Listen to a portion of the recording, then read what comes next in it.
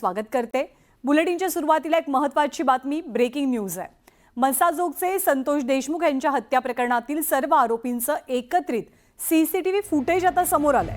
ज्या दिवशी आवादा पवन ऊर्जा कंपनीकडे खंडणी मागितली गेली होती त्याच दिवशी हे सगळे लोक एकत्र आल्याचं व्हिडिओतनं स्पष्ट झालंय।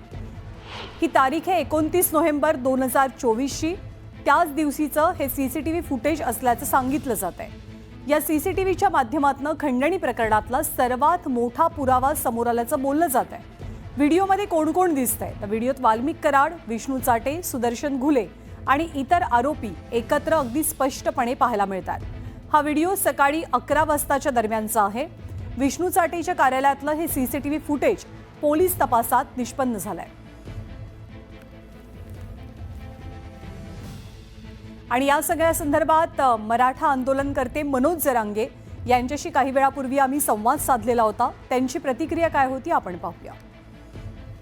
नाही, जाहीरपणानं आता महाराष्ट्रासमोर एक गोष्ट आली आणि ते चांगलं झालं की सत्य बाहेर आलं। शेवटी पाप लय दिवस दम खात नाही, एकदा जर पायली भरली तर घडा भरतोच असं झालंय। मुख्यमंत्री साहेबांना सुद्धा आतापर्यंत चॅलेंज होतं, परंतु आता त्यांनी श्वास सोडला असावा असं आम्हाला वाटतंय की जो आता खंडणीतला आरोपी आहे तो सरमाड का खरमाड कोण येतो त्यांनीच हा खून घडून आणला, यालाच मुख्य आरोपी करणं गरजेचं आहे। सदस्य करायला नाही पाहिजे, कारण यांनी सामूहिक आणि संघटित गुन्हेगारी करण्याचं याच्याकडे एक टीम आहे।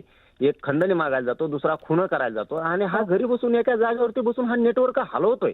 म्हणजे खून जाणीवपूर्वक वाल्मिक कराडला वाचवलं जात होतं असं आपल्याला मनोजजी वाटतं का? इतक्या उशिराने हे व्हिडिओ समोर येत आहेत। नक्की वाचवलं जात होतं, परंतु सीआयडी आणि एसआयटी गप्प बसत नाहीये, बीडचं पोलीस प्रशासन गप्प बसत नाहीये आणि जे आता मुख्यमंत्री साहेबांना शब्द दिला होता की एकालाही सोडणार नाही, हे सुद्धा आता सिद्ध होत आहे। आणखीन खूप मोठी साखळी आहे, यांना सांभाळणारे सुद्धा सगळे सहआरोपी करणं गरजेचं आहे।